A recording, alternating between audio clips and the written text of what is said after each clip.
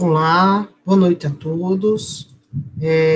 Nós iremos hoje fazer uma apresentação a respeito do tema arritmias cardíacas no consultório odontológico.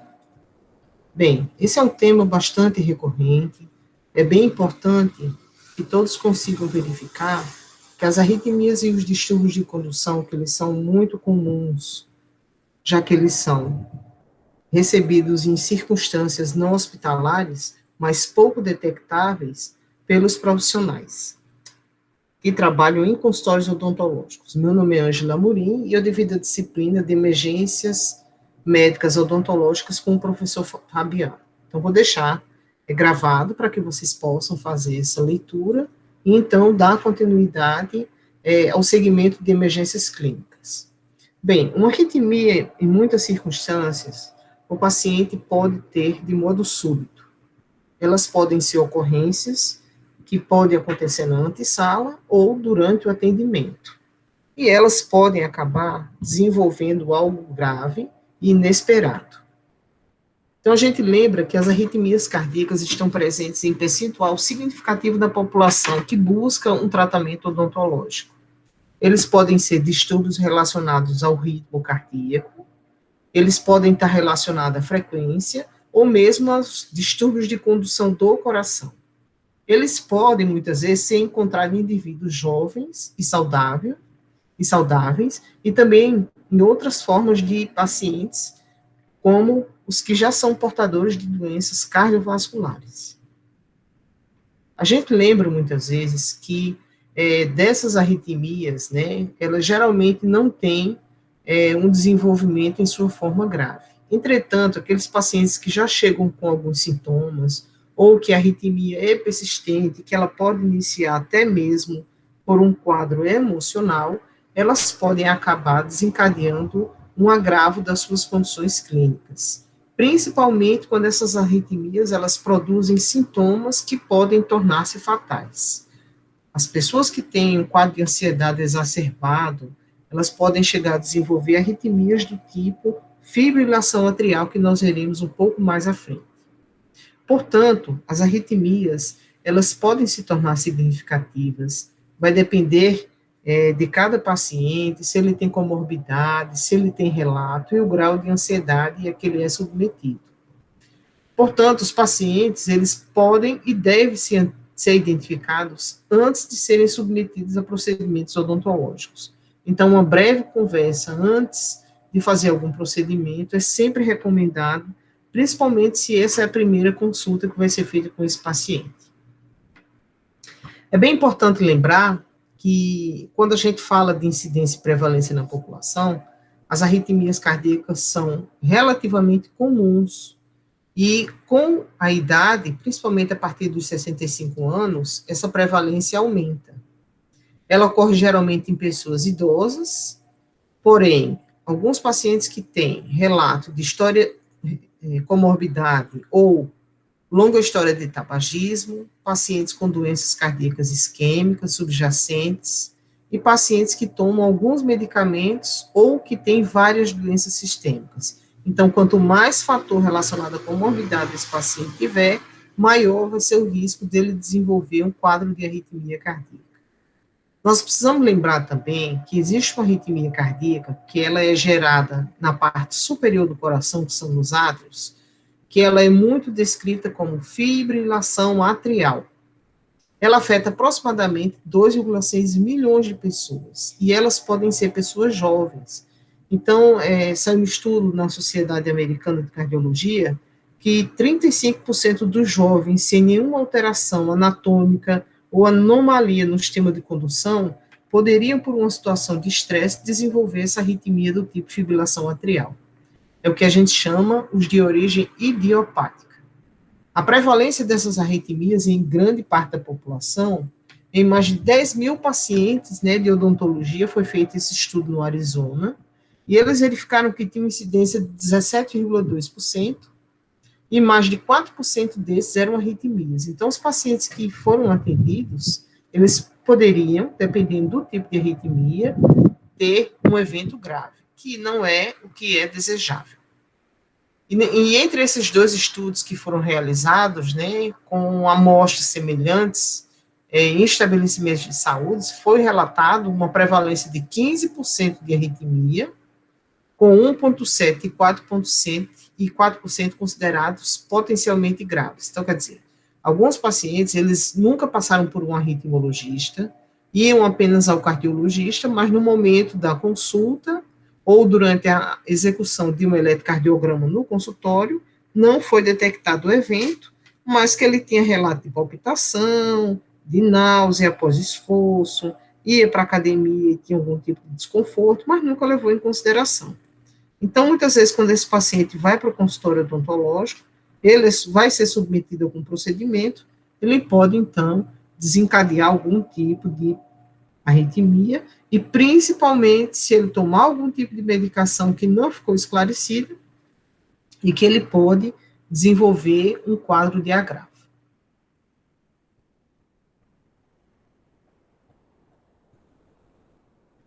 Aqui nós vamos relembrar sobre a anatomia e fisiologia do sistema cardiovascular. O coração, geralmente o coração de uma mulher, ele tem em torno de 250 a 280 gramas, e de pessoas maiores ele tem uma estrutura de até 320 ou 350 gramas, né? E ele geralmente é do tamanho mesmo do punho da maioria das pessoas, de acordo com a estrutura física de cada um. Ele tem sua composição basicamente por estrutura, músculos de fibras diversas, principalmente estriado, e ele é composto por várias camadas, dentre elas o epicárdio, o miocárdio e o endocárdio. É também composto por câmaras, por válvulas e por estruturas que auxiliam na condução da chegada e da saída do sangue. Aqui é um diapositivo que mostra a cava superior e cava inferior. Eles desembocam recebendo sangue através da veia cava superior, da cabeça, tronco e membros superiores, e da veia cava inferior é o sangue que chega dos membros inferiores, pelve e abdômen. Eles desembocam no átrio direito, passam através da válvula tricúspide, seguindo o caminho para o ventrículo direito, passando através da válvula tricúspide, indo esse sangue bem mais rico em CO2 para os pulmões, através das artérias pulmonares, chegando no pulmão, faz a hematose e volta através das veias pulmonares o sangue oxigenado, que são em 4, desembocando no átrio esquerdo, passando através da válvula mitral, desembocando na maior força, na verdade, da estrutura em relação ao músculo do coração do ventrículo esquerdo, e assim sendo ejetado através de outra válvula tricúspide da aorta, e assim o sangue sendo ejetado para o corpo oxigenado. O batimento entre 60 e 100 é o esperado. Acima disso, as frequências tão elevadas que nós reconhecemos como taquicardia, e abaixo disso, nós reconhecemos como bradicardia, que são as frequências mais reduzidas. Como eu tinha comentado com vocês, é um órgão muscular oco, ele tem suas divisões em 4 câmeras, 2 superiores, que são os átrios, e 2 inferiores, que são os ventrículos. Eles funcionam como uma bomba aspirante e preemente. Aspirante, porque ele recebe, né, por conta de diversos fatores, o sangue encontrado através dos átrios, e ele impulsiona através, principalmente através da função ventricular. Em torno de 5,6 litros por minuto para um adulto. A gente encontra, através dessa medida, o débito cardíaco de um adulto, que é a medida tradicional da função cardíaca, que ele ejeta a cada minuto, e através dessa medida é que a gente tem como realizar a medição da frequência cardíaca. Bom, aqui nós vamos estar verificando sobre o sistema de condução cardiovascular. O sistema de condução, ele tem várias etapas de funcionamento. Eles têm automaticidade, porque as suas células, elas funcionam principalmente através de entrada e saída de ânions ou de eletrólitos, e isso faz com que essa célula ela tenha uma característica diferente. Portanto, esse sistema de condução do coração, que é o que a gente chama de marca-passo do coração, que é o nodo sinusal, ele, na verdade, é o responsável por iniciar a frequência cardíaca de 60 até 100 batimentos. Em seguida, esse nodo sinusal, ele percorre todo o átrio direito e o átrio esquerdo. Em seguida, o sistema de condução, ele lança para que ocorra a compressão dos átrios, através do sistema elétrico, para um nódulo atrioventricular, que ele fica próximo à válvula tricúspide. Em seguida, o estímulo elétrico, ele segue pelo feixe de His, através do septo interventricular, e as fibras de Purkinje, que eles dão prosseguimento para fazer com que esse sistema de condução elétrico seja o responsável pela contração e relaxamento de toda a estrutura do coração. Então, todas as vezes que tem um estímulo do nodo sinusal, que é o marca-passo do coração, essa frequência se eleva e esse sistema de condução dissipa por todo o coração a elevação dessa frequência, qualquer que seja a causa. Todas as vezes que é necessário reduzir, como por exemplo, na presença de algumas doenças, ou quando o indivíduo está em repouso ou dormindo, essa frequência ela vai ter uma menor quantidade de impulsos. Por isso que durante o sono a nossa frequência reduz e grande parte das funções também. Bom, aqui é um vídeo que ele mostra um pouco do sistema de condução e como ele funciona, que é praticamente como se fosse uma função de um veículo. Primeiro tem a parte elétrica, que ele precisa estar em pleno funcionamento, para em seguida os compartimentos ou as câmaras cardíacas receberem esse estímulo elétrico e a partir disso eles se contraírem ou relaxarem.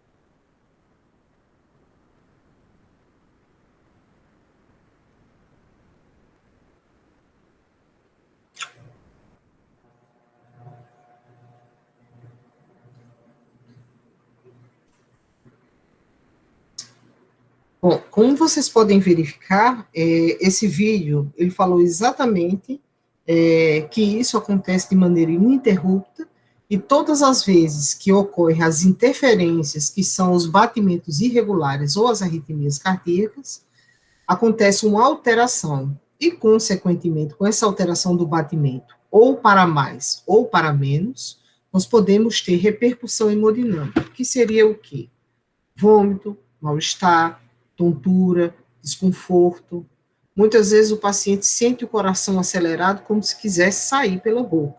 Ou ele fica muito sonolento e ele não consegue executar algumas funções mais simples, que é o que nós podemos tratar como alterações do ritmo cardíaco.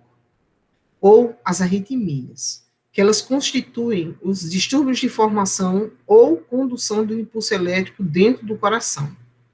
Nós temos dois tipos principais de paciente que ele pode desenvolver arritmia cardíaca: os portadores de cardiopatia e alguns que têm outras moléstias de base que muitas vezes não é identificada. Ele pode ter uma hipotensão arterial, febre, hipóxia ou hipercalemia. E quais são as principais causas das arritmias que podem ocorrer, né, de acordo com a Sociedade Brasileira de Arritmia Cardíaca?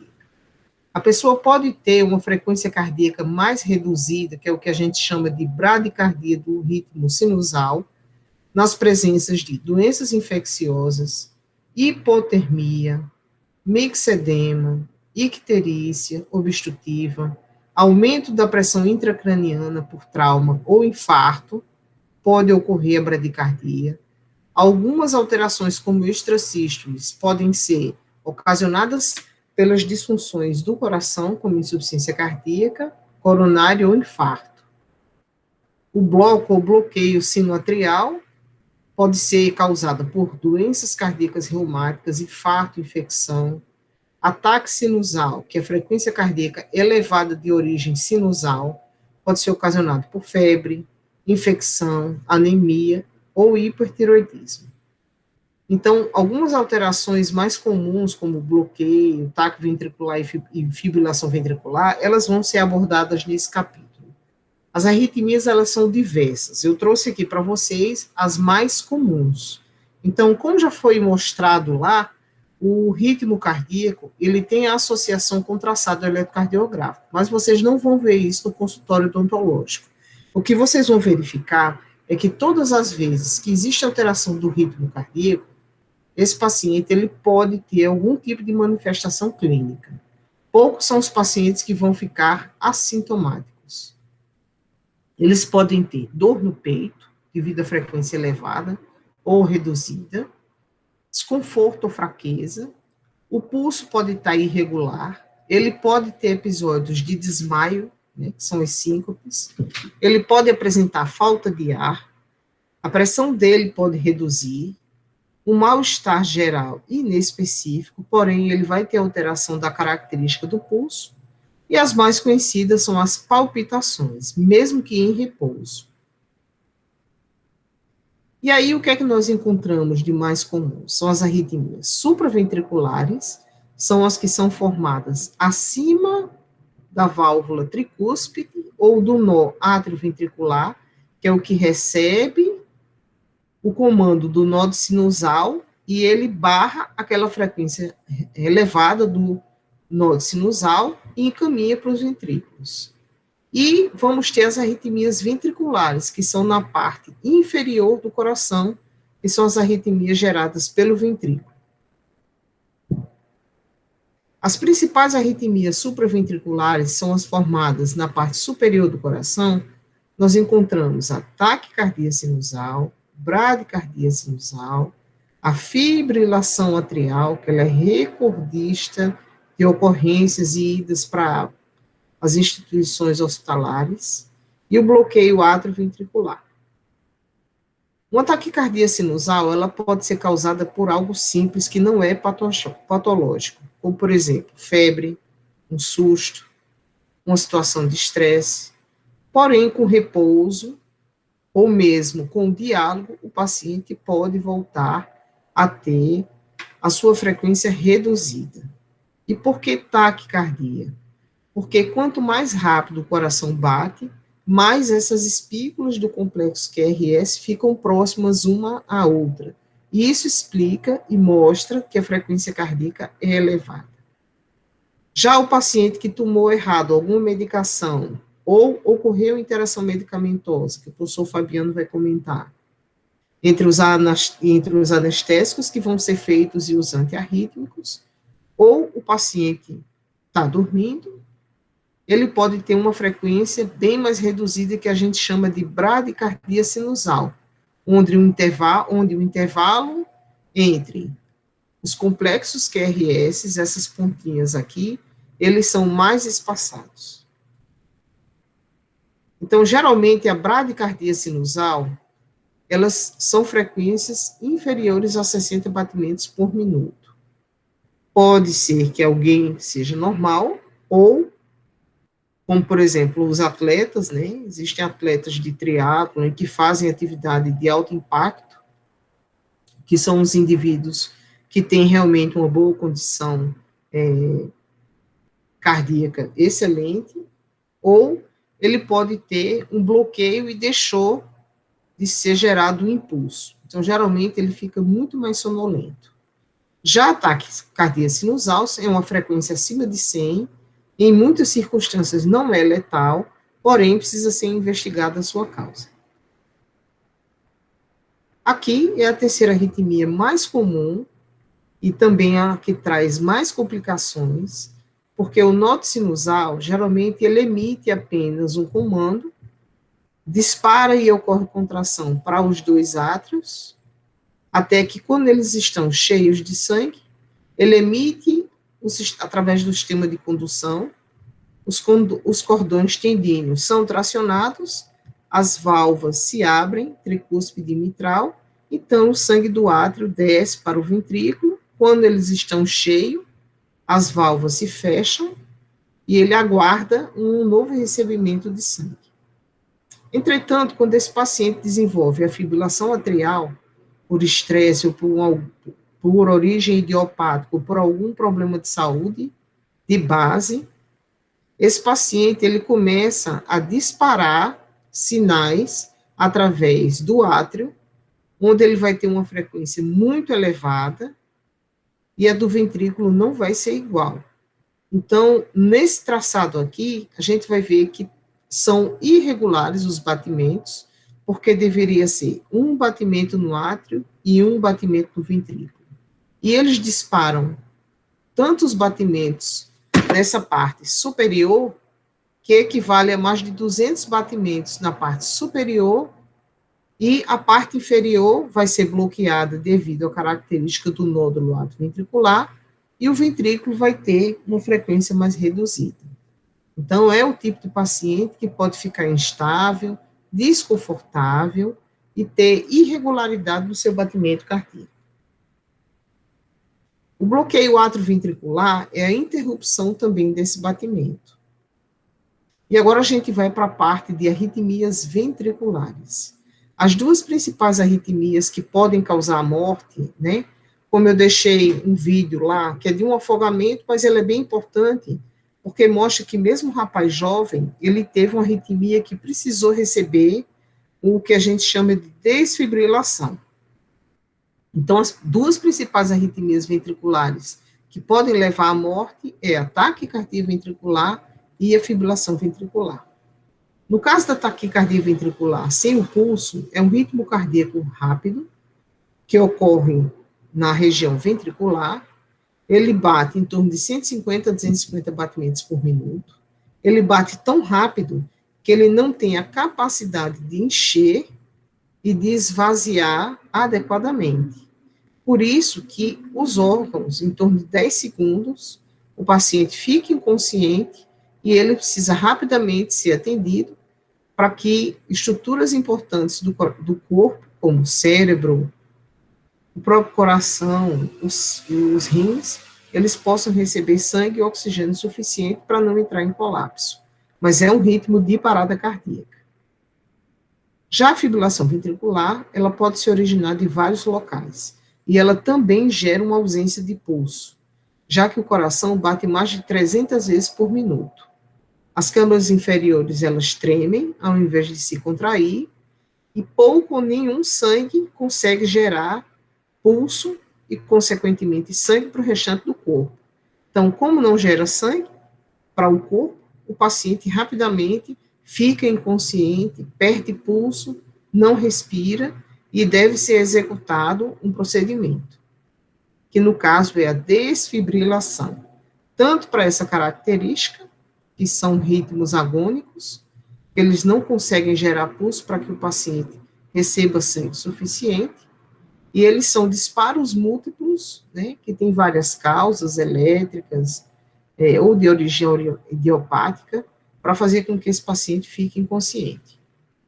O tratamento pode ser um medicamento, o via oral, se não for uma arritmia ventricular, o professor Fabiano vai estar falando a respeito disso. Pode ser a desfibrilação, que é o choque do tórax, como vocês viram. Pode ser uma programação, como a cardioversão. Se esse paciente sair desse episódio, ele pode implantar um marca-passo, caso tenha indicação, ou outros procedimentos cirúrgicos, se for a causa do infarto.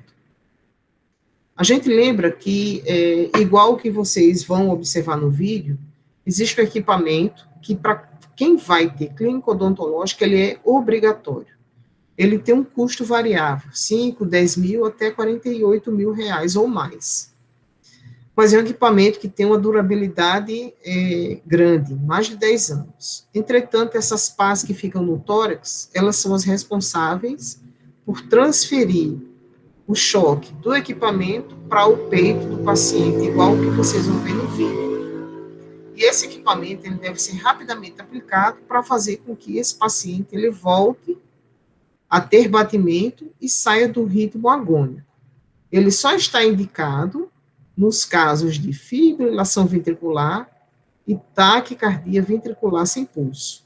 As outras arritmias supraventriculares ou geradas no átrio, geralmente são medicamentos que tratam essas alterações significativas. No hospital, existe esse equipamento que apenas o médico manuseia, que é um desfibrilador, ele não é automático.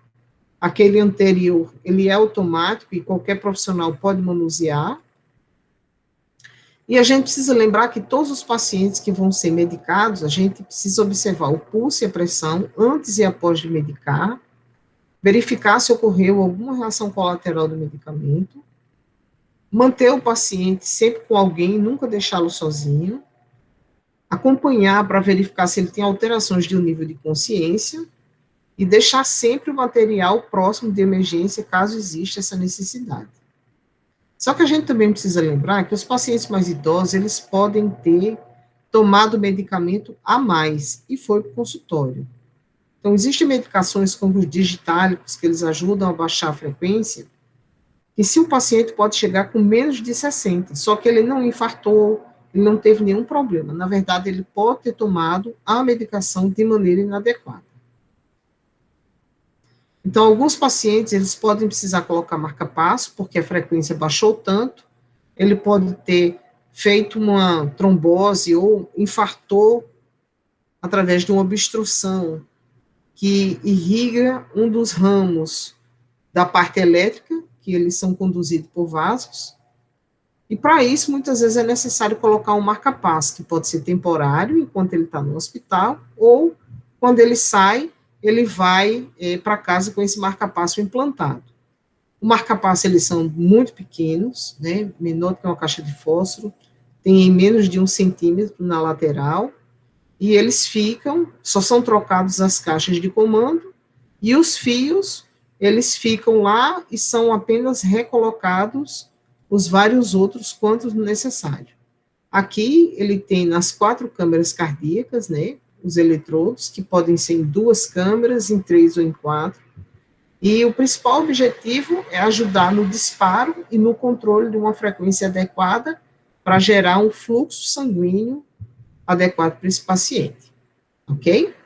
Então, a gente vai estar encerrando por aqui, eu vou deixar lá algumas perguntas e vou estar à disposição de vocês, caso vocês precisem tirar alguma dúvida em relação a esse tema.